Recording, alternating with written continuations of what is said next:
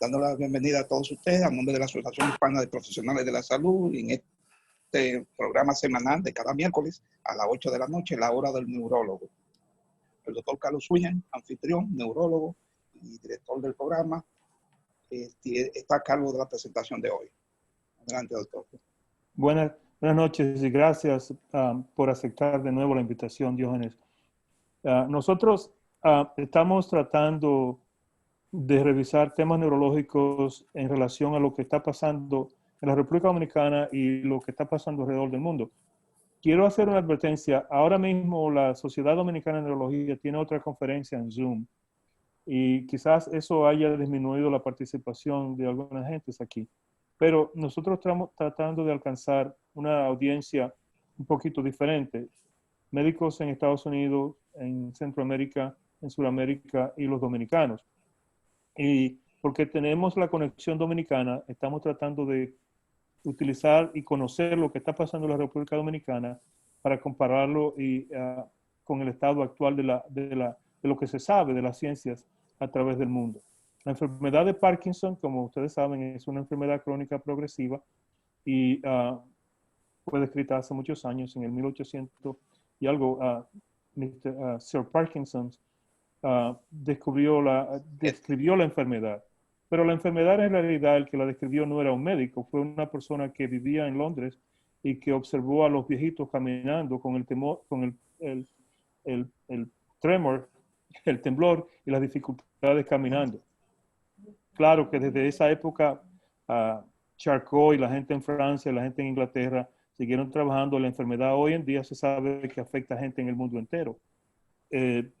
La combinación de Parkinson y demencia es una combinación bien conocida, pero vamos a dejar que Diógenes nos hable de lo que está pasando en Santo Domingo y quiero agradecerte de mucho corazón que estés dispuesto a participar con nosotros porque queremos llevar temas que sean de actualidad y que tengan impacto en lo que está pasando en la realidad dominicana. Gracias, Diógenes. Buenas noches, mi nombre es el doctor Diógenes Santos. De verdad agradezco de nuevo la oportunidad de poder llevar mi punto de vista de enfermedades tan importantes que aquí en Santo Domingo todavía carecemos de algunos métodos. En el día de hoy hablaremos de enfermedad de Parkinson. Primero quiero agradecer a la Asociación de Profesionales, en especial al doctor Carlos Williams y al doctor Restituyo por la oportunidad. Si bien, como usted comenta, la enfermedad de Parkinson la describió James Parkinson en 1817. Él la llamó parálisis agitante, pero el nombre como tal, en realidad, fue Charcot, Jean-Martin Charcot. Es una enfermedad neurodegenerativa. Se dice que es la segunda causa en frecuencia después de la enfermedad de Alzheimer. Ese es el tipo más común de parkinsonismo, porque veremos que una cosa es síndrome parkinsoniano y otra es enfermedad de Parkinson idiopática. Se estima que aproximadamente afecta 1% de la población mayor de 60 años, pero se calcula que después de los 65 años puede llegar hasta un 5%. Ahora bien, se calcula que hay aproximadamente 6.1 millones de individuos a nivel mundial con la enfermedad de Parkinson. Se calcula aproximadamente, según el artículo que usamos para esta revisión, que existen en Estados Unidos 930,000 pacientes con enfermedad de Parkinson. Lamentablemente, es una de las patologías que todavía hoy en día República Dominicana no cuenta con estadísticas claras. Ahora bien, el incremento de esta patología neurodegenerativa podemos achacarla o podemos atribuirla a varios factores. Primero, el incremento de la prevalencia. Se debe a mejores métodos diagnósticos actualmente, a una mayor conciencia sobre la enfermedad. También se ha visto que en poblaciones que aumenta el envejecimiento de la población, aumenta la enfermedad neurodegenerativa y, como hablamos, la segunda enfermedad neurodegenerativa en frecuencia. Esto se ve ligado a mayor expectativa de vida, a mayor exposición también a pesticidas, solventes y metales que se ven siempre en ciudades industrializadas. Observamos que hay una prevalencia muy baja en menores de 50 años, aumentando el pico más alto registrado por los artículos revisados, se habla de la edad de 85, 89 años, el pico más alto de incidencia. Ahora bien, una enfermedad más frecuente en hombres.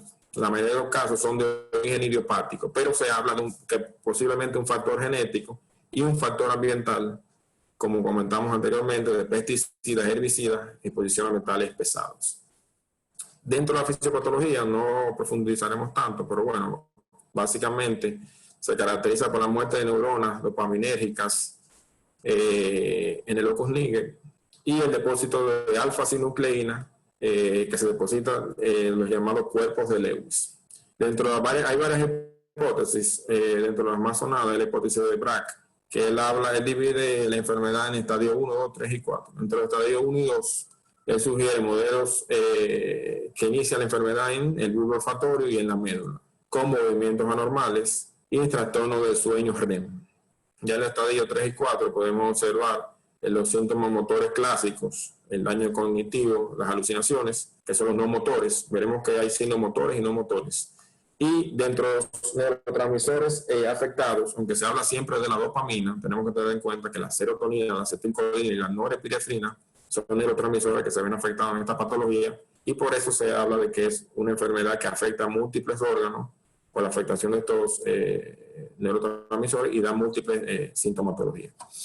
Como observamos aquí en este recuadro, vemos que ellos dividen los síntomas motores y los no motores. Dentro de los motores tenemos los cuatro más frecuentes, que es la bradicinesia o lentitud en los movimientos, iniciar los movimientos. Tenemos la rigidez, lo que llamamos en el examen físico que encontramos en la rueda dentada.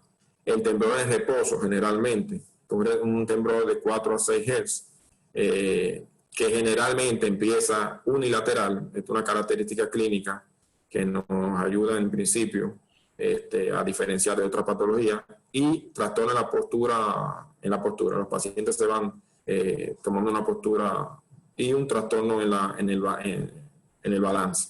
Dentro de los no motores, los más frecuentes tenemos daño olfatorio, el trastorno del sueño que hemos comentado, los trastornos disautonómicos como la constipación, la lentitud del vaciamiento gástrico, trastorno urinario, disfunción eréctil, los trastornos psiquiátricos, psicóticos, que son muy frecuentes, la psicosis, la depresión, la ansiedad, los trastornos cognitivos, como bien comentaron al principio de la conferencia, se ha visto que los pacientes pueden desarrollar una demencia o un deterioro cognitivo leve, y hay otros síntomas como la fatiga, la hipofonía, la cialorrea, entre otros. Ahora bien, como había comentado, en las manifestaciones clínicas, el temblor es generalmente uno de los más llamativos. Recordando que es un temblor unilateral de 4 a 6 Hz. Tenemos la rigidez, entonces tenemos el paciente con la lentitud. El paciente, para moverse, es un paciente que te va a referir que generalmente en las noches no puede girarse, no puede hacer la rotación. Y para caminar y para tomar alguna postura, para levantarse de un sillón, él va a referir que es muy difícil. La pérdida del balance se va a deber a la misma postura, a la pérdida de flexión del tronco. Los pacientes se van, lo que se llama acantocórnea, se van encorvando. Entonces, junto a una marcha de pequeños pasos, ellos tienen una pérdida de balance bastante importante. Y como he comentado, daña múltiples órganos por afectación de varios neurotransmisores. Esta es la evolución que podríamos decir típica, la gradual. Las manifestaciones motoras, no motoras, hay que aclarar que se pueden ver mucho antes que las manifestaciones motoras. Claro, el problema es que estos pacientes, que si uno no le pregunta en el interrogatorio, en la historia clínica, es probable que ellos no relacionen una cosa con otra. O sea, a veces tenemos pacientes que nos dicen, el problema del olfato, que son los trastornos no motores, ¿usted ha sentido que el olfato se ha perdido? Ah, bueno, sí. Pero si no se va directamente a la pregunta, es probable que ellos no lo refieran o no lo relacionen con la enfermedad, sino generalmente ellos llegan ya al médico, al neurólogo, ya cuando tienen los síntomas motores, que es el temblor y lo que comentamos los otros. Entonces, mientras las manifestaciones no motoras, tenemos trastorno de sueño REM, ahí aparecen los REM, pero el sueño REM de un 30 a 50%, alteraciones del comportamiento, la pérdida de olfato, como he comentado, la constipación, la disfunción urinaria, la hipotensión ortostática, la somnolencia diurna, la depresión. Y estos síntomas no motores, hay que aclarar que no son específicos del Parkinson, pueden verse reflejados o descritos en otras patologías neurodegenerativas más bien, pero tenerlo en cuenta que cuando lo veamos, pensar obviamente que también con la parte motora, pensar en una enfermedad de Parkinson. En este recuadro tenemos aquí, el autor lo que nos quiere transmitir es, a la derecha tenemos las manifestaciones motoras y no motoras, junto con el neurotransmisor que se ve afectado, ya sea la dopamina, la serotonina, la norepinefrina, la acetilcolina, y los medicamentos que pudieran utilizarse para eso. Vemos que los síntomas motores podrían mejorar con la levodopa, que es el medicamento todavía actualmente número 1 para la enfermedad de Parkinson. Los inhibidores de la monoaminoxidasa, como la rasagilina y selegilina, los agonistas dopaminérgicos como el pramipexol. También podemos tener los anticolinesteráceos como el triacifenidilo, que en el país tenemos ese medicamento, y la amantadina, que también es un medicamento que tenemos. Dentro de los daños cognitivos, vemos que los inhibidores de la monoaminoxidasa en principio podrían ayudar un poquito a los daños cognitivos, pero veremos que también hay otro tratamiento.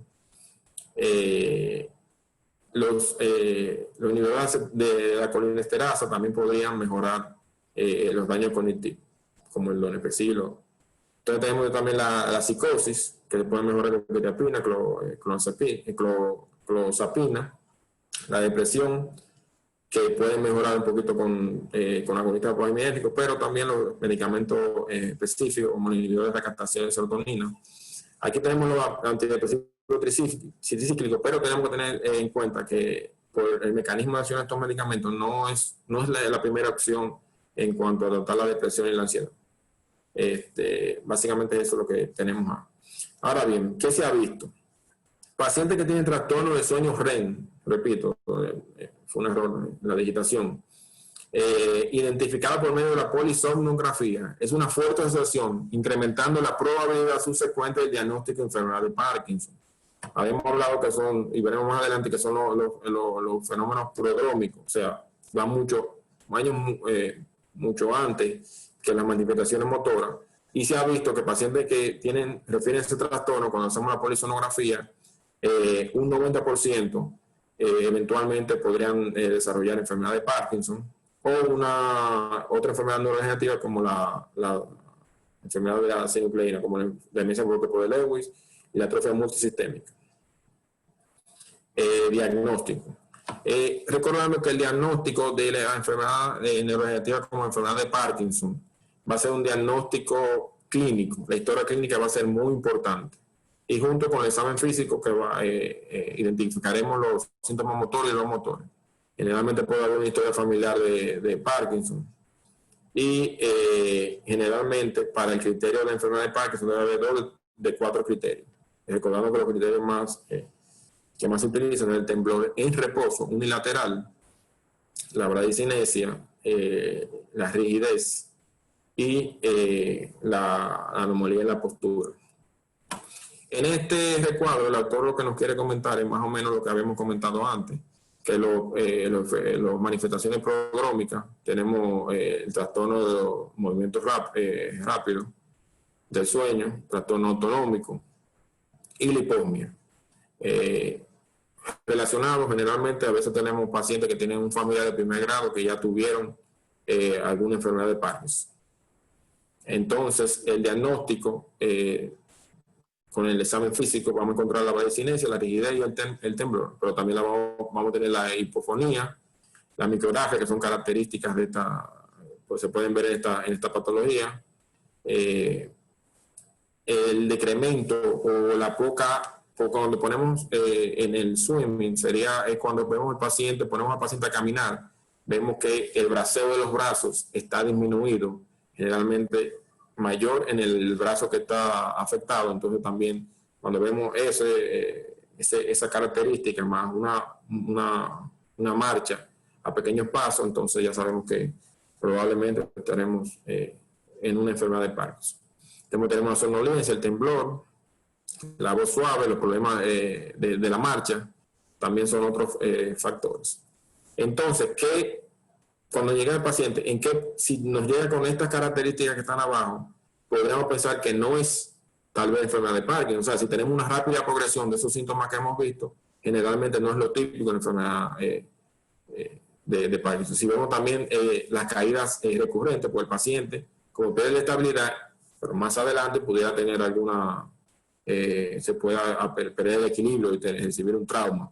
Pero si vemos que al principio del diagnóstico ya tiene caídas frecuentes, podríamos pensar que sería otra patología. También tenemos la disfonía, la disartria. También tenemos los trastornos autonómicos. Y si tenemos manifestaciones cerebrosas, entonces el diagrama dice que si tenemos eso, podemos considerar un parkinsonismo atípico.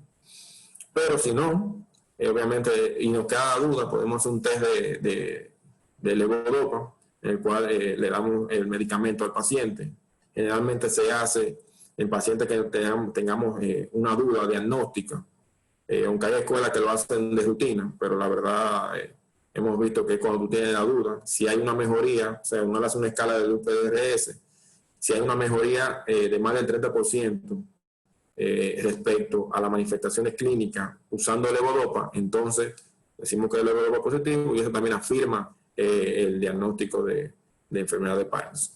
Ahora bien, dijimos que el diagnóstico es clínico, pero la literatura describe estudios como el SPEC, que podrían, no necesariamente necesitan de rutina, pero sí están descritos que puede identificar la difusión neuronal de dopamina presináptica presente en la enfermedad de Parkinson y otras enfermedades neurodegenerativas. El 90 a 100% de la sensibilidad y especificidad en detectar la pérdida de células de la sustancia negra. Fue aprobada en 2011 por la FDA, pero su uso, como les digo, se usa cuando hay alguna dificultad o alguna duda en el diagnóstico y para diferenciar un parkinsonismo con una enfermedad de Parkinson idiopática.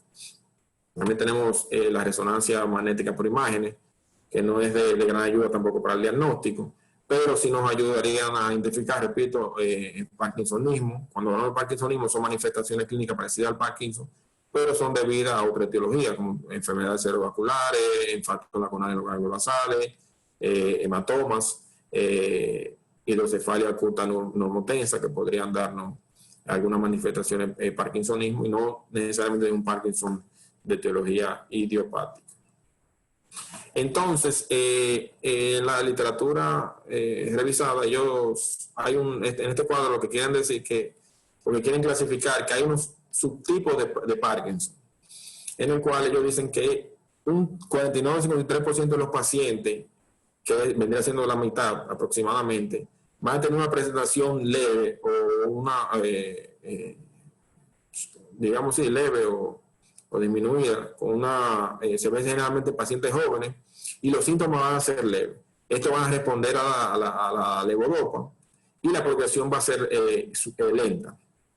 Ahora bien, un 35-39% de los pacientes, lo que ellos hablan es un subtipo intermedio, van a tener una edad de inicio un poquito más elevada.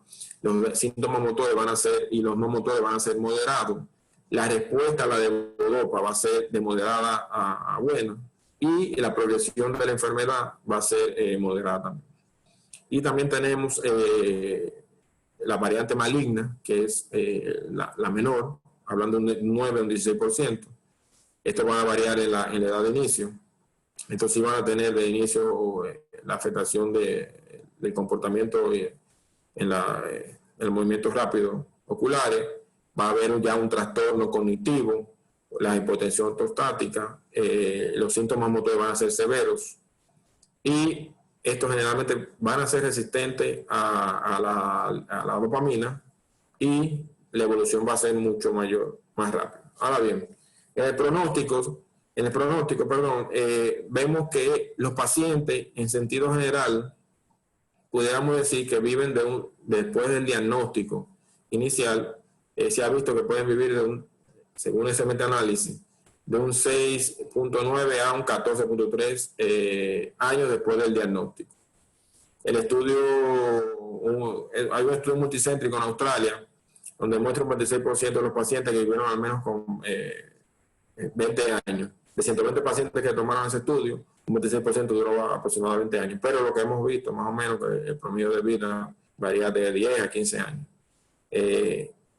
La probabilidad de muerte va a ser incrementada por la edad, y la neumonía por aspiración es la principal causa de muerte. Pido excusa por la presentación, porque parece que no es la presentación original, parece que toma otra memoria, pero bueno. Esta diapositiva, que la habíamos cambiado de lugar, también, así como hago con el PET, también el PET sí se puede utilizar también para mostrar la disfunción en la neurona presináptica de la dopamina, pero, como le digo, en teoría y en la práctica no se ve, aparte que aquí en el país tenemos el mismo inconveniente con los pacientes con epilepsia, que esos estudios no lo cubren las aseguradoras, son muy costosos, y para la población en sentido general no tienen acceso. Dentro de otras manifestaciones tenemos también, como les digo, que lo hemos comentado, la hiposmia, 90%, los tonos visuales, la disfunción sensorial y el dolor, la disfunción urinaria, la ansiedad, vemos un 60%, la apatía, la depresión un 35%, la psicosis un 40%, un deterioro cognitivo leve y una demencia de un 46% aproximadamente a los 10 años. En este esquema de tratamiento, vemos que cuando tenemos un diagnóstico de enfermedad de Parkinson, podríamos empezar, en teoría, con 3 tipos de medicamentos. Básicamente, la levodopa, los precursores de levodopa, los agonistas dopaminérgicos y los inhibidores de monoaminoxidasa. También ellos hablan que se pudiera iniciar con los anticolinesterásicos y la amantadina. En sentido general, hay escuelas que dividen 60 años para abajo, un diagnóstico menor de 60 años, pudieran empezar con agonistas dopaminérgicos, y de 60 a 65 años hacia arriba ya empezarían directamente con la levodopa. Ahora bien, después que tenemos la levodopa, podríamos asociar, dependiendo si no hay respuesta o suelen las manifestaciones, el wearing off, que lo veremos más adelante, y podríamos agregarle entonces los agonistas dopaminérgicos, la monoaminoxidasa o los medicamentos de la catecol o metiltransferasa. Ahora bien, cuando tenemos el wearing off, que es el dependiente de dosis, cuando se está acercando a otra dosis, ya entonces el paciente tiene disminución del efecto positivo de la droga.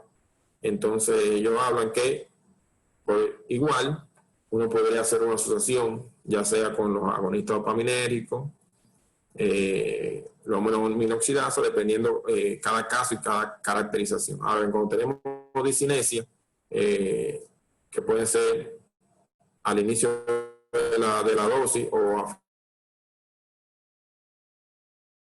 final de la dosis, lo que habría que ver entonces, lo que yo recomiendo, este punto morado, lo que habla es modificar el tratamiento. Si tenemos dosis más baja, o sea, si está muy espaciado, o aumentamos la frecuencia y disminuimos entonces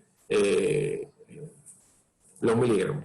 Y así sucesivamente. O sea, hay que ir haciendo un resguardo de dependencia de las manifestaciones clínicas y los efectos adversos que se vean por el medicamento.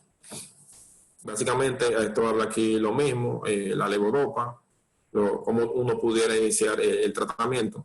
Sí, este cuadro es importante porque, aparte de la parte farmacológica, siempre decimos a los pacientes que un cambio de estilo de vida es muy importante.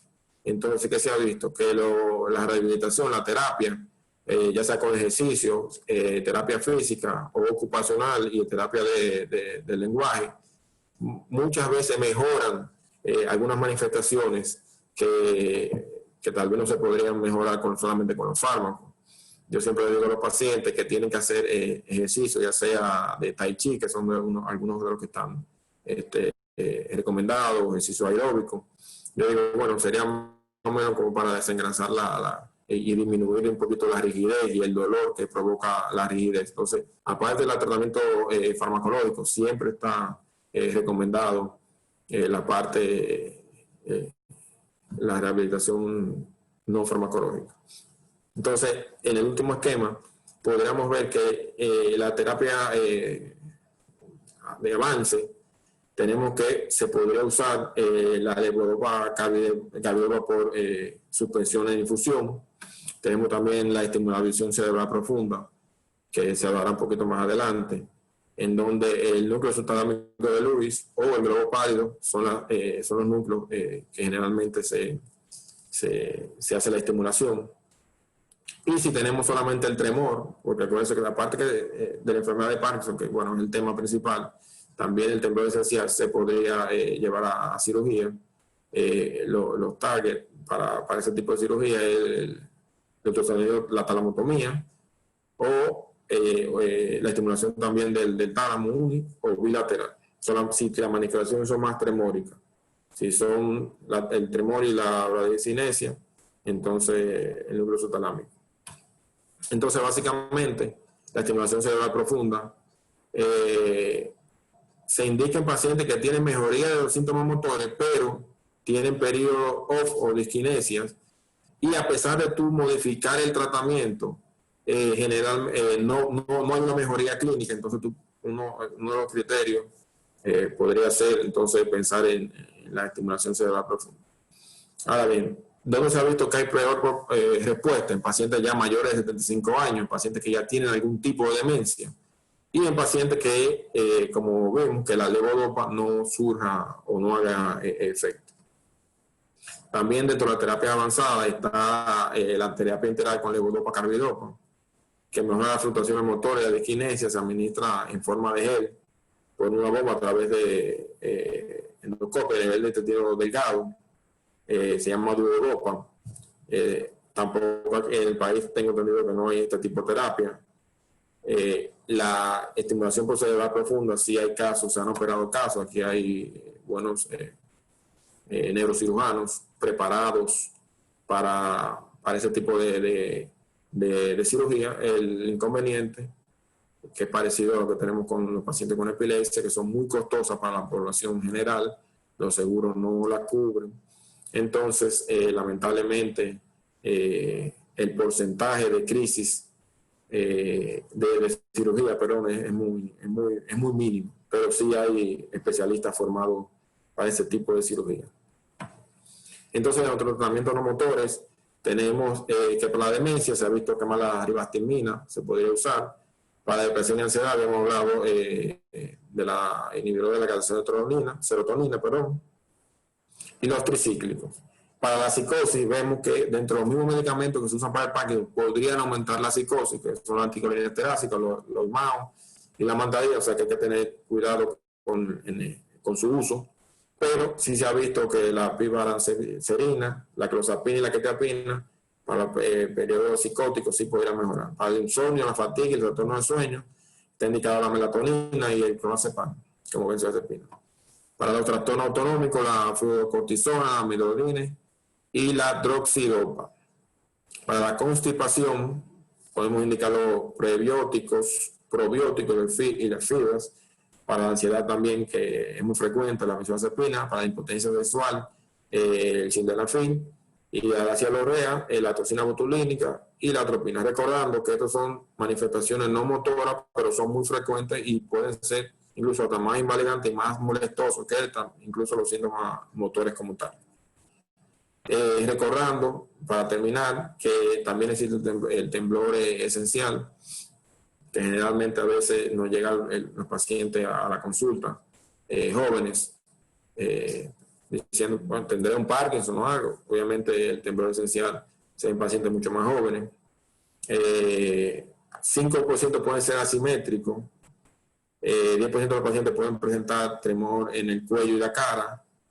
La flexión o el temblor en este tipo de patología es más flexión, extensión, que supinación y rotación, que se ve más en el Parkinson. Y un 35% puede presentar temblores de reposo, que podría traernos obviamente la duda. Claro, en la temblor esencial no se ve la otra manifestación de la rigidez y tampoco la bradicinesia. Básicamente, para concluir, podríamos decir que la enfermedad de Parkinson, su diagnóstico se basa en historia clínica y examen físico, puramente. Cuando tenemos o tengamos dificultad o dudas en el diagnóstico, podemos ayudarnos, ya sea de la neuroimagen, pero en teoría el diagnóstico es clínico. El tratamiento puede iniciar con levodopa, inhibidor de monoaminoxidasa o agonistas dopaminérgicos, en dependencia de cada caso y la edad. Se recomienda un régimen de ejercicio junto con el diagnóstico, lo que habíamos comentado, cambio de estilo de vida, el ejercicio. La estimulación celular profunda se puede considerar en pacientes con Wernhoff o disquinesias que no responden a los ajustes medicamentosos. Y la causa de fallecimiento en pacientes con neumonía, pero en pacientes con Parkinson es la neumonía aspirativa. Básicamente, ese es el tema de hoy. Bien resumido. Si hay alguno, voy a dejar de compartir. Si hay alguna pregunta, bueno, el doctor Carlos William sigue con su presentación.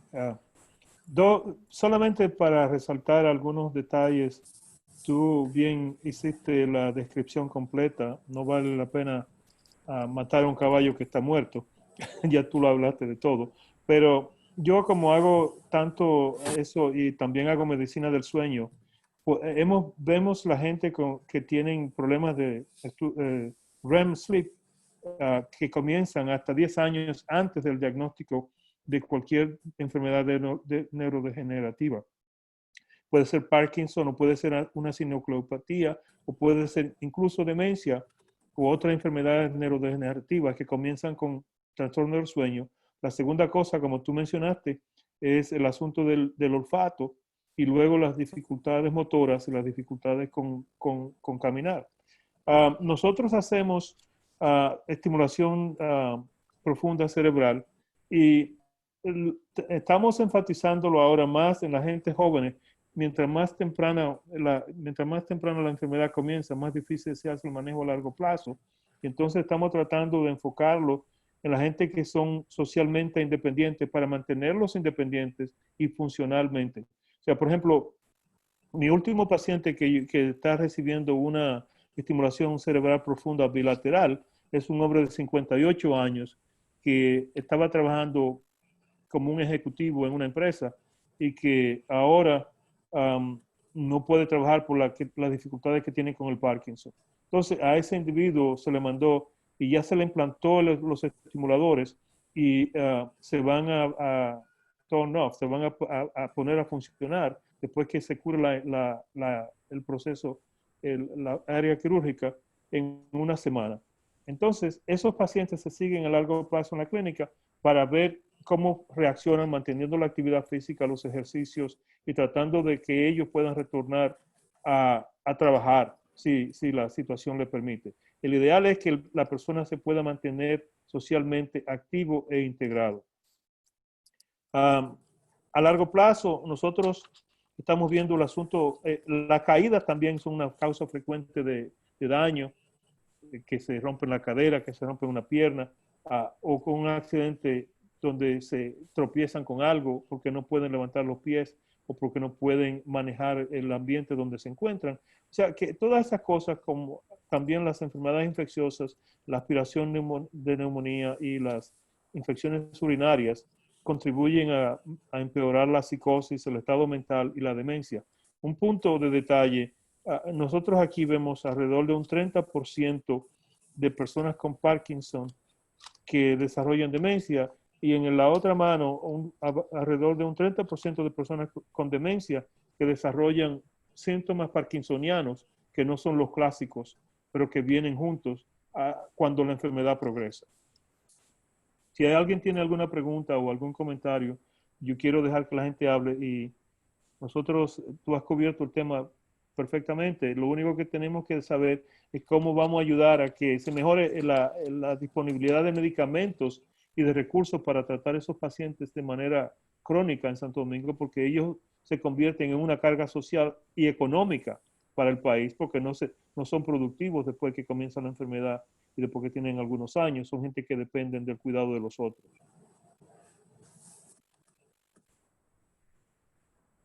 ¿Alguien? ¿Restituyo? te me fuiste.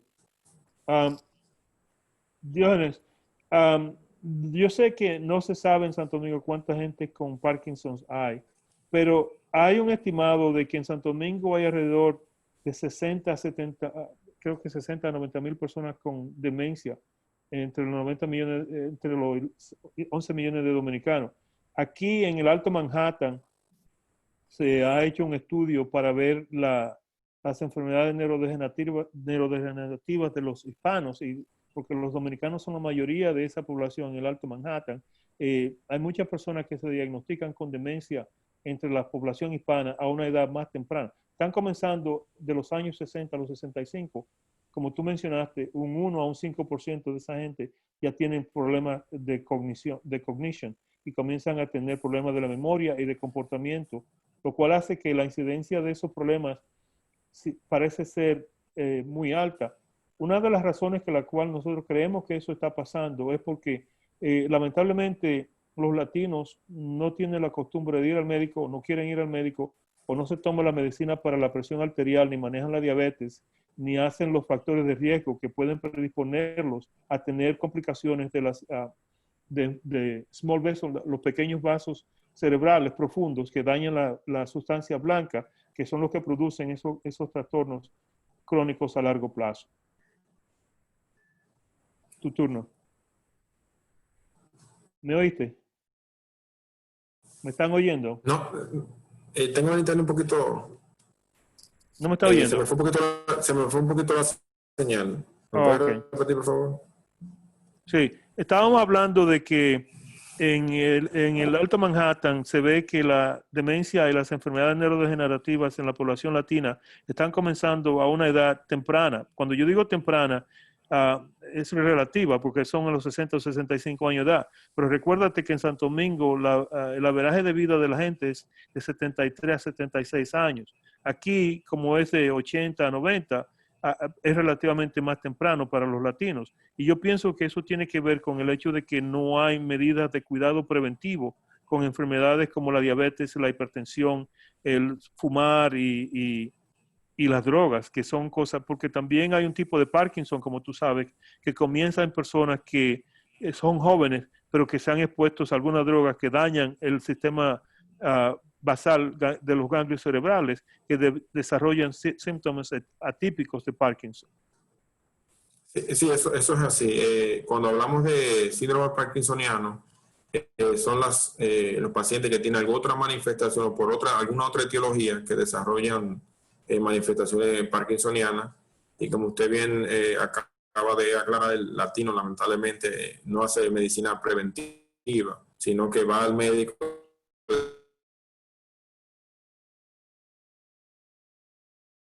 después que tiene el palo, o no toma ni siquiera medicamento para la presión, o no quiere saber, o sea, no quiere aceptar que es hipertenso, diabético. El abuso del alcohol se ve bastante, el uso de drogas en países como este, la falta tal vez de acceso a neurología, a los servicios médicos, entonces hace que muchos de esos factores influyan tal vez indirectamente en enfermedades como los síndromes parkinsonianos. Sí. Restituyo, ¿puede abrir los micrófonos para la gente?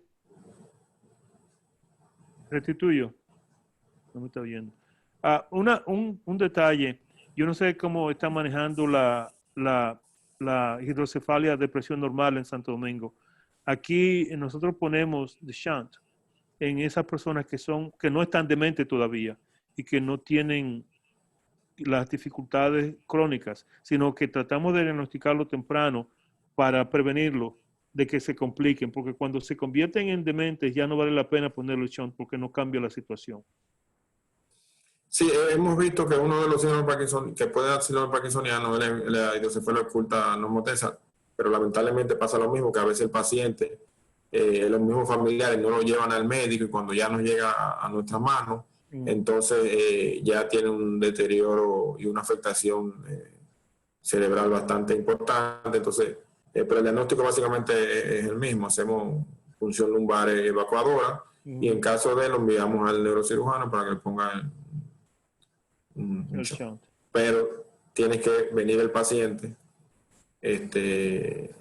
temprano. Lo ideal es que llegue en etapas tempranas de la enfermedad.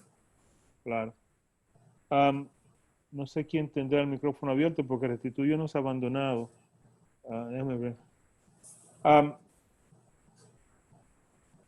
Nosotros estamos tratando de que tengamos temas, y si tú conoces a alguien que pueda hablar o que quiera venir, aceptamos cualquier gente de cualquier país y cualquier sugerencia para una próxima conferencia. Sí, No se está oyendo, tú no te oyes, el micrófono tuyo no está hablando. Abre los otros micrófonos. Okay.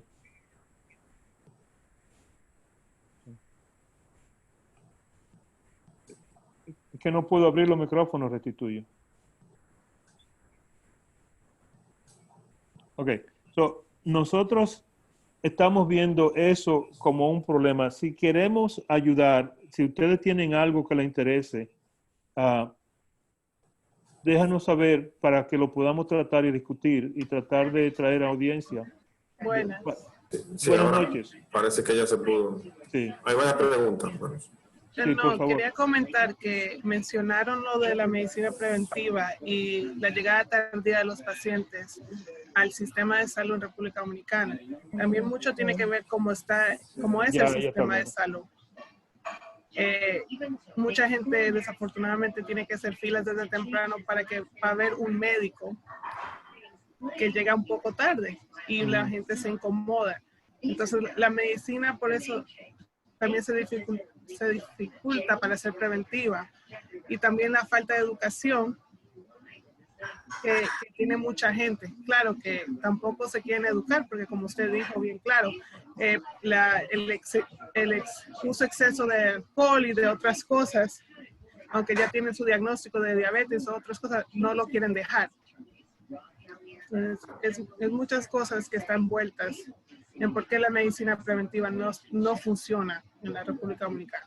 Bueno, yo no sé lo que ustedes opinarían, pero lo que yo estoy haciendo, yo vivo en un campo en Estados Unidos, yo vivo en una población bien pequeña, similar y culturalmente con comportamientos similares a lo que se ve en la República Dominicana.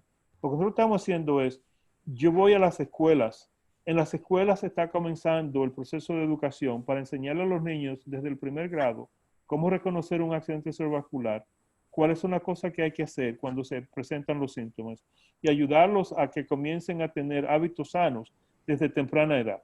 Lamentablemente, no solamente los dominicanos, yo hablo de los dominicanos, pero no es así. Los latinos, cuando inmigramos a países desarrollados, tenemos la tendencia de imitar los hábitos que son peores de la cultura nueva. Por ejemplo, la sociedad dominicana ha mejorado la situación económica, pero ahora en Santo Domingo la gente bebe Coca-Cola como si estuviera en el Alto Manhattan. Y hay gente que se beben 2 litros de Coca-Cola diario o se fuman un paquete de cigarrillos al día y beben alcohol todos los días. Entonces, ¿cómo puede, mejorando la situación económica, cómo puede mejorar la salud si están adoptando los hábitos peores de la sociedad desarrollada que siguen? O sea, nosotros tendremos que cambiar los malos hábitos y comenzar a educar a la gente a edad temprana, porque, como se dice, la prevención es muy lenta para producir resultados. Se toma una generación o dos para verse los resultados de la prevención. Está levantando la mano el doctor Mauro Canario, vicerrector de posgrado de la Universidad Autónoma de Santo Domingo. Mauro, si puede abrir tu micrófono para que pueda hablar, puede abrir el micrófono.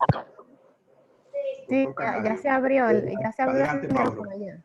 Buenas noches. Adelante, Bueno, Mauro. hace rato que estaba levantando las manos, pero está bien.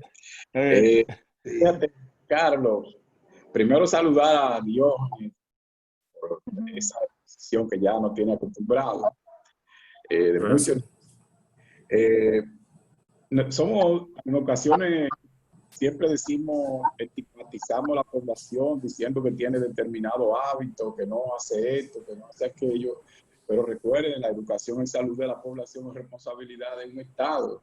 La población tiene que también asumir el autocuidado, pero hay una responsabilidad estatal de garantizar niveles de educación general y de salud a una población. Por ejemplo, fíjate que el aspecto de la atención primaria toca en muy bajos perfiles las enfermedades crónicas no transmisibles. Y la enfermedad de Parkinson es una enfermedad crónica no transmisible. Correcto. Aquí vamos a ver, por ejemplo, que parte de los problemas de la enfermedad de Parkinson, lo recordamos desde nuestro paso por la universidad y por la residencia, tiene que ver mucho con la edad, con los factores genéticos, ambientales. Incluso se ha hablado también de trauma, eso habría que verlo también. Sin embargo, hacer el diagnóstico de Parkinson a nivel de atención primaria no siempre se hace de forma precisa. Recuerden también que el Parkinson puede cursar con una reducción de dopamina a nivel de cuerpo estriado. E incluso, creo que oí eso, porque entré un poco comenzado ya la exposición, el ácido, el GABA, el gamma-aminobutírico, también pudiera estar reducido. Y entonces, en ocasiones, un paciente puede convulsionar teniendo Parkinson y confundir el diagnóstico. Recordemos también, cuando se estaban mencionando las opciones terapéuticas, se mencionaron incluso los tricíclicos, pero un paciente con Parkinson, ya a nivel de un neurólogo es muy fácil manejarlo por su expertise y su amplio conocimiento, pero a nivel de un médico en una unidad de atención primaria, si no está bien instruido, va a tener dificultad. Muchos pacientes con Parkinson pudieran tener trastornos cardiovasculares y sabemos que muchos de estos tricíclicos afectan también el segmento ST del electrocardiograma y le podemos traer también problemas al paciente de esa manera. Muchos pacientes vamos a ver que van a morir no propiamente del Parkinson, sino de la broncoaspiración y la tromboembolia, que también están asociados a esa enfermedad. Como ustedes pueden ver, el problema es muy complejo. Y ahora nosotros en la dimensión clínica, Diógenes lo expuso de forma espectacular. Nosotros estamos muy claros, pero recuerden, la dimensión epidemiológica y de salud pública es la que toca a la población general, porque no todo el mundo va a poder llevar un régimen de medicamentos costoso para contrarrestar el Parkinson, como lo tiene un sector privilegiado de la población. Entonces, si la expectativa de vida de la población ha mejorado, decía William, 73 o 76%, pues entonces las enfermedades crónicas van a aumentar, que eso era que nosotros decíamos en nuestra exposición anterior. La vez anterior, y fíjense ahí donde ustedes están cayendo, dándonos la razón en ese sentido. Lo que quiere decir que esto hay que pensarlo un poco bien desde una perspectiva global, integral, multidisciplinaria. Me hubiese gustado preguntarle a Diógenes si tenía alguna experiencia del aspecto nutricional vinculado con la farmacología, porque un maestro de la medicina dominicana, que por cuestiones éticas no voy a mencionar el nombre, tuvimos la oportunidad de estar con él en la parte final de su enfermedad, y él básicamente creó un modelo de dietoterapia combinado con la terapia farmacológica, y él más o menos controló el Parkinson hasta que pudo, hasta que vinieron las complicaciones y se produjo la muerte. Quiere decir, la enfermedad es muy compleja y hay mucho que decir. Nosotros esperamos que esta iniciativa del ACSI siga desarrollándose para que podamos también seguir haciendo aporte al sistema, a la salud de los dominicanos, que dicho sea de paso, siempre he dicho que en República Dominicana no hay sistema de salud. Aquí hay un sistema de salud en configuración. Porque todo eso que se ve, esas deformidades, donde no hay una atención primaria vinculada con interactivamente con la atención secundaria y la atención terciaria, entonces denota que lo que hay es un sector salud, no un sistema de salud organizado, que es lo que nosotros tenemos que hacer. Bueno, no quiero tomar un turno muy largo. Doctor. Sí, cómo no. Gracias, Mauro. Gracias, doctor Canario. Lorenzo. Arlene tiene dos preguntas que le escribió en el chat. Arlene Rodríguez, si puede abrir el micrófono para que usted exprese a los invitados, al doctor Santos, las dos inquietudes que usted hizo para que él oiga directamente. Claro. Sí, Sí, claro. adelante. Muy buenas noches. Muy interesante el tema, como siempre. Mis preguntas van de esta manera. Se sabe que también el Parkinson entonces puede originarse por factores ambientales, como ciertos químicos, según escuché. También en cuanto a la prevención, al tratamiento, ayuda el escenario ambiental para la mejora de esta condición. Por ejemplo, quizá en un escenario un poquito de naturaleza o algo así que pueda ayudar a aliviar un poquito la condición. Y segundo, teniendo cifras tan altas, sobre todo de las personas de edades avanzadas, ¿se sabe alguna razón por la cual nosotros en nuestro país no tengamos cifras concretas sobre cómo va esta condición en nuestro país? Diógenes, ¿quiere Como no. comenzar? Adelante, Sí, por Santo. sí, bueno. Primero, antes de conectar a la señorita Rodríguez, al doctor Mauro, sí se sabe que el medicamento número 1 para el Parkinson, la levodopa, recordamos que yo comenté que dentro de las manifestaciones clínicas hay una lentitud del vaciamiento gástrico, entonces, ¿qué se sabe? Que este medicamento disminuye su absorción cuando no relacionamos con comida. Entonces, de las cosas que siempre les recomendamos al paciente, que cuando se vaya a tomar el medicamento, tiene que ser por lo menos mínimo una hora previa o al almuerzo o al desayuno, o sea, con el estómago vacío. Eso va a hacer que la absorción del medicamento sea mucho mejor.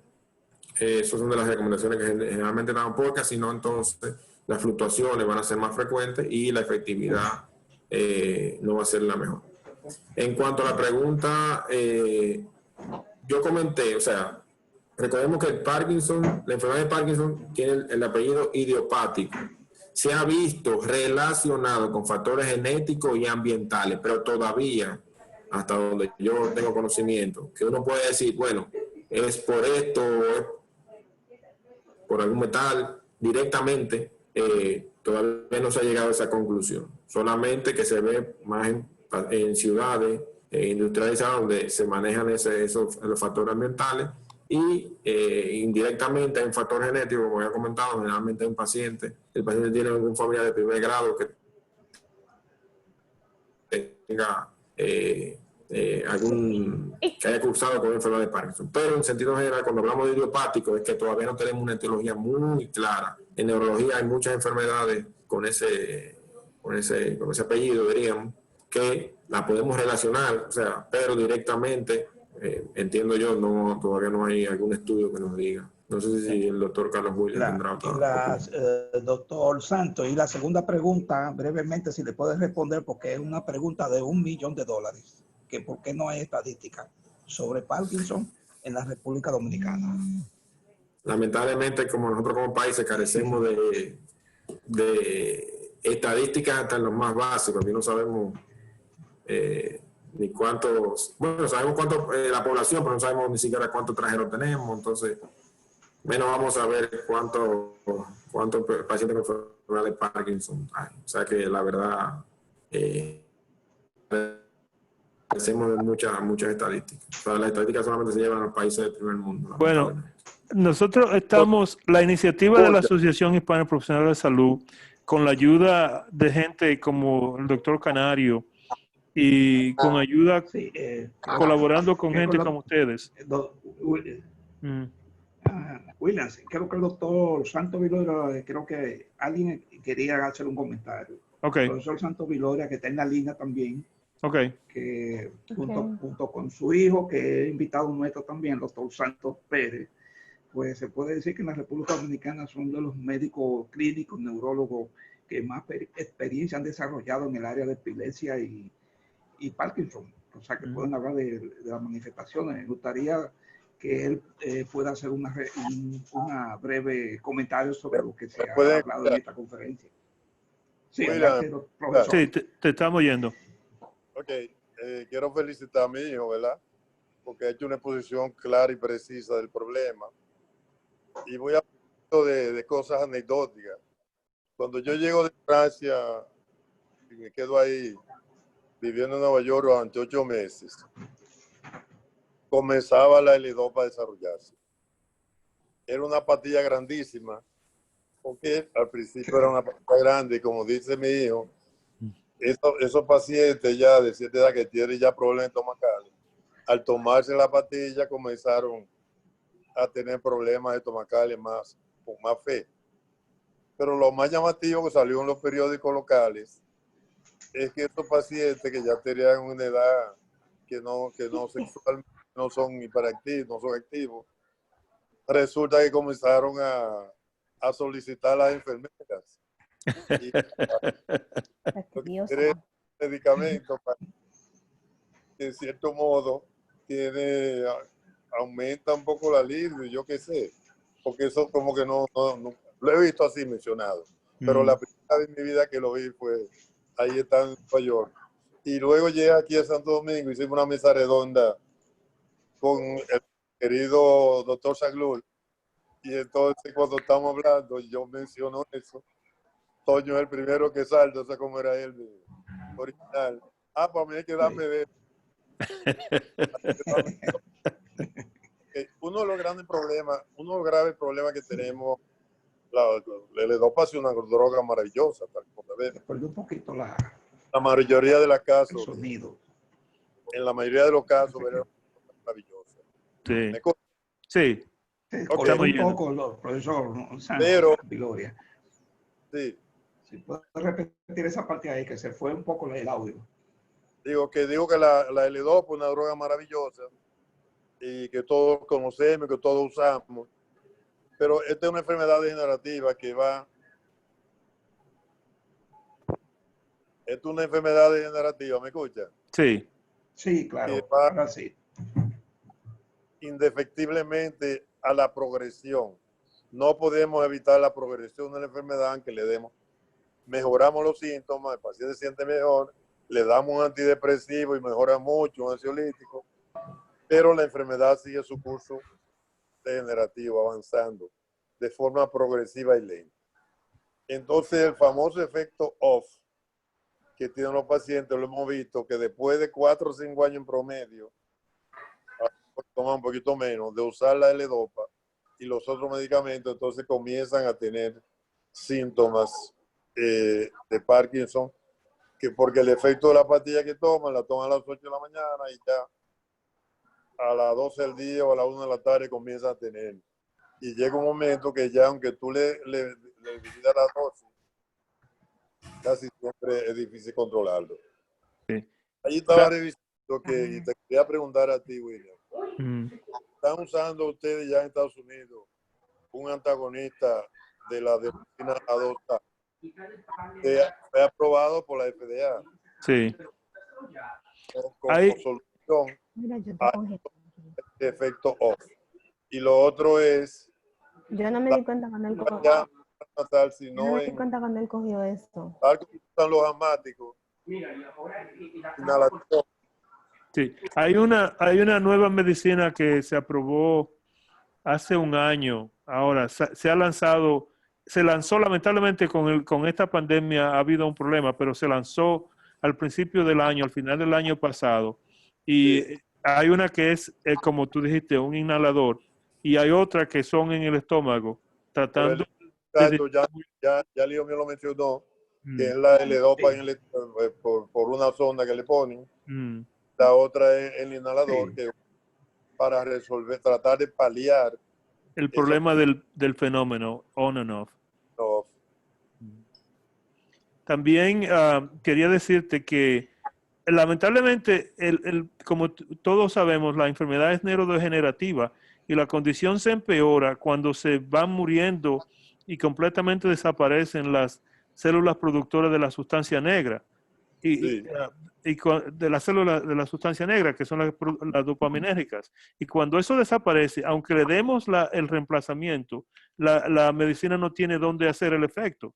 Entonces, claro que los síntomas se empeoran y ahí es cuando la situación cae porque no tenemos una solución para ese tipo de situación. El paciente, por eso es que estamos tratando las estimulaciones profundas cerebrales, como tu hijo mencionó, en las diferentes áreas del cerebro, para ver cómo mejorar esa calidad de vida del paciente utilizando otros medios, porque la medicina en average, la DOPA solamente funciona de 7 a 10 años en las mejores condiciones, dependiendo de la edad del paciente cuando comienza a tomarlo. Es cierto. Ahora, finalmente ya el método creo que más se usa es la estimulación cerebral profunda, que sí tiene un efecto muy bueno en Parkinson. Ha sido ya probado. No así sucede con la epilepsia, donde todavía hay muchas escuelas. Hay poca experiencia en la estimulación cerebral profunda del cerebro. Que Se está comenzando ahora. Se está comenzando ahora. ¿No me escucha? Sí. Sí. Sí, sí, claro, se oye. Hoy en día se prefiere la estimulación cerebral profunda a la ablación como se hacía antes. Ya eso prácticamente se ha eliminado.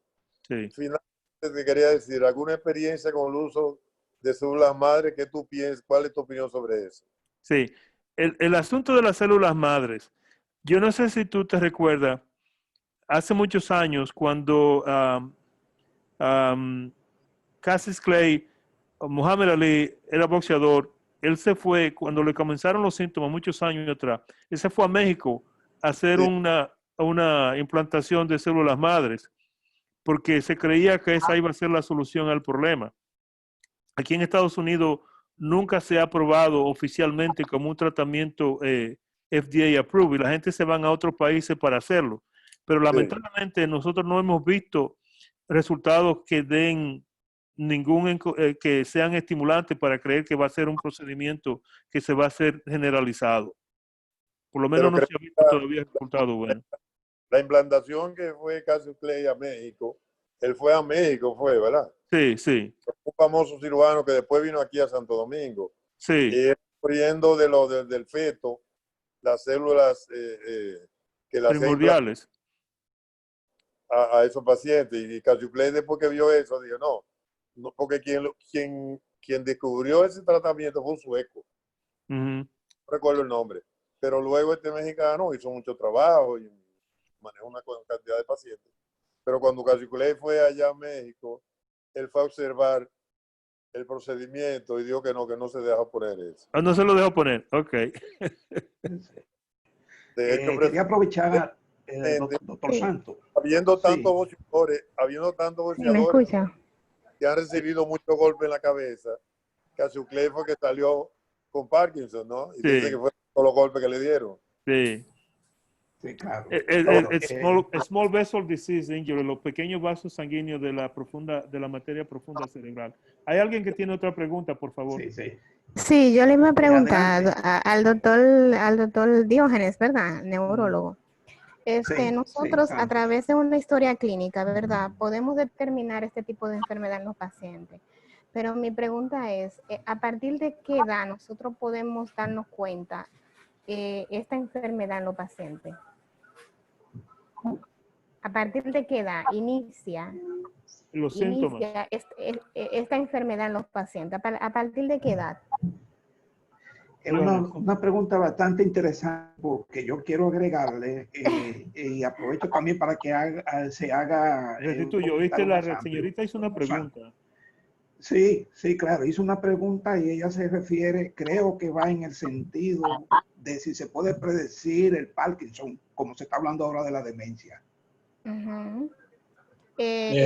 Adelante, doctor Santos. Está muy interesante, el doctor lo desarrolló muy bien el tema en cuanto a este tipo de enfermedad.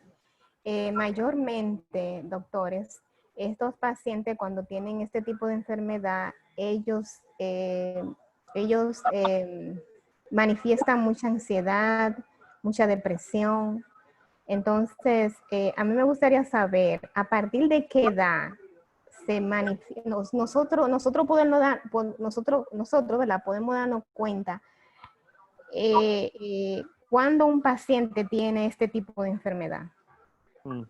Sí, como comenté en la conferencia, lamentablemente los pacientes nos llegan a la consulta cuando tienen ya las manifestaciones motoras, porque las no motoras, como habíamos hablado, la pérdida del olfato, los trastornos del sueño REM, generalmente no lo toman o no lo asocian con una enfermedad como esta. Entonces cuando nos llega es porque ya tiene el temblor tienen la bradisiquia o tienen ya la rigidez o la marcha a pequeños pasos.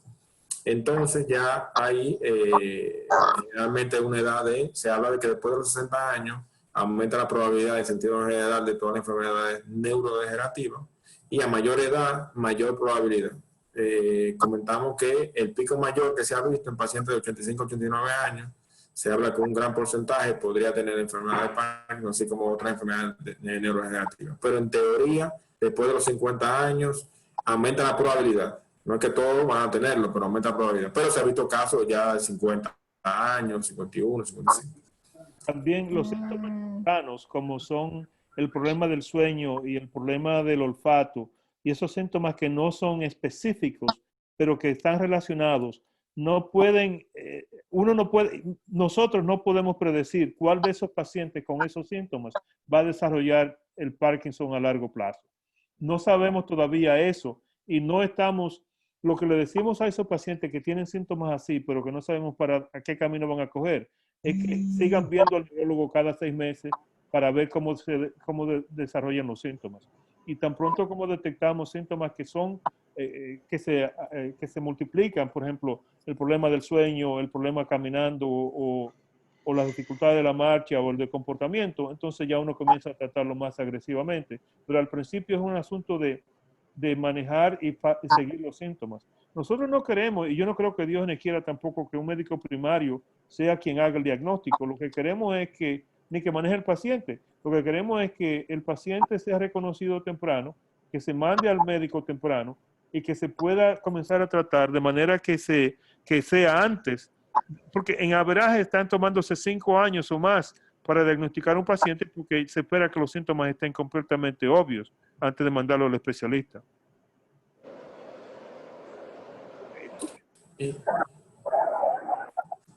Buenas noches. Buenas noches. Mira, Buenas noches. ¿Cómo tú estás? Gracias. Estoy llamando desde aquí de Santo Domingo. Entonces estoy hace rato muy buena la conferencia. Pero hay algo que yo quería señalar. Realmente el 75% de los pacientes con Parkinson también cursan con problemas gastrointestinales. Entonces se ha visto una relación de la flora intestinal y los trastornos del Parkinson. De tanto que en pacientes que donde se ha mejorado la flora intestinal, tanto con injertos, ya sea de heces o con otros tratamientos, con dietas, y también disminuyendo lo que se llama la dieta de ácidos grasos, se ha encontrado una mejoría notable en estos pacientes. Entonces quisiera ver si podemos hacer algo de comentario acerca de la flora intestinal y la relación con el Parkinson.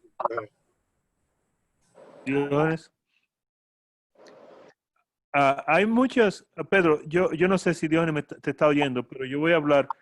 Diógenes, ¿estás oyendo? ¿Oíste la pregunta? Sí, estoy bien. ¿Oíste sí. la pregunta? Sí, escuché la pregunta. La verdad, esa teoría de la flora, yo la desconozco actualmente. No sé si ustedes tienen algún comentario sobre eso. Sí, lo que se ha visto, repito que los pacientes con Parkinson sí tienen que tener una dieta para los problemas intestinales con prebióticos y probióticos. Eso ayuda a que el vaciamiento gástrico mejore y por ende mejore la función del medicamento.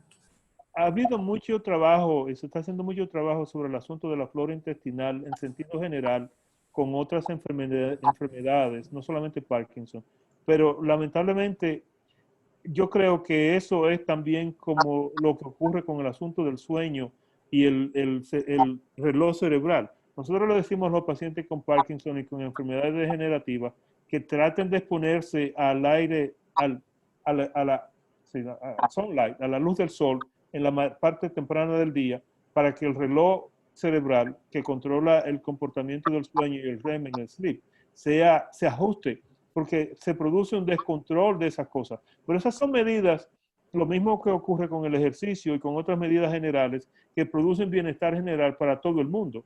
En una persona de mayor edad y con enfermedades degenerativas, tiene un efecto positivo, pero no es un elemento principal. Lo que hay es que evitar el aislamiento social de la persona y que tenga una dieta saludable y que haga una actividad física consistente, de manera que pueda mantener su independencia por más largo tiempo. Pedro, ¿tienes algún comentario? Okay. Decía, yo estaba mirando un estudio con respecto a eso, que decía que el Parkinson no está causado solamente por los cambios del cerebro, sino que también en la flora intestinal, por lo que habría que hacer para que esa flora, si mejora la flora, mejora. Hay varios estudios con respecto a eso. Yo estuve la semana pasada escribiendo para una revista acerca de eso, pero no era del Parkinson, era con respecto al coronavirus y la calidad de la macrobiota de esos pacientes. Y ahí hablaban también de la enfermedad de Parkinson, donde ellos decían que los cambios cerebrales del Parkinson no eran solamente los problemas de Parkinson no eran solamente cerebro, que también estaba relacionado con la parte de la flora intestinal. Okay. Por eso trae esa colisión. No, tenemos que seguir aprendiendo de eso y por eso es que estamos haciendo este tipo de conversaciones, porque queremos saber lo que está pasando. Lamentablemente nadie sabe todo y nosotros tenemos que oír las posibilidades, porque a nosotros lo que nos interesa es mejorar la calidad de vida de los pacientes. Y si lo utilizamos de diferentes puntos de vista, quizás podamos lograr mejores resultados. Te agradezco esa intervención e información, porque quizás en el futuro vamos a aprender más sobre eso. Bueno, yo creo que acabaron las preguntas. Creo que no hay más nadie. Si alguien quiere hacer algún último comentario o pregunta para cerrar la conferencia, agradecerle al profesor Santos Pérez, al doctor Santos Vilora, al profesor, y al doctor Mauro Canario, a todos los demás que entraron a esta conferencia. Doctor Williams. Pedro Tavera, y a todos ustedes, gracias por compartir su tiempo con nosotros. Y como dije anteriormente, Diógenes y Pedro y cualquiera que tenga, y Mario, si tienen algún tema que les interese que se discuta, por favor sugiéranlo, mándenselo a Restituyo, mándenmelo a mí y nosotros trataremos de ponerlo como un tema para discutir en las próximas reuniones. Necesitamos su ayuda para que esto siga funcionando, por favor. A los médicos primarios, si hay algo que les interesa que se discuta, algún tema que quieran profundizar más desde el punto de vista neurológico, que nos lo dejen saber, porque nosotros estamos dispuestos a hacer y a contribuir con la condición del trabajador de salud en el Santo Domingo, que nos ayuden a ayudarlos. Díganos lo que quieran saber y vamos a discutirlo abiertamente. Yo quiero un tema que va relacionado con eso, y es el enfoque aquí, por ejemplo, en la República Dominicana, y la situación de los envejecientes es bastante deprimente. Entonces yo quiero, no sé si me quedaré completamente aquí a partir de ahora, pero quiero trabajar más en eso, en la situación de los envejecientes en el país, y después vamos a ver si tratamos algunos tópicos acerca de eso. Te voy a hacer un compromiso públicamente y abiertamente ahora. ¿Cuándo quieres hacer la presentación?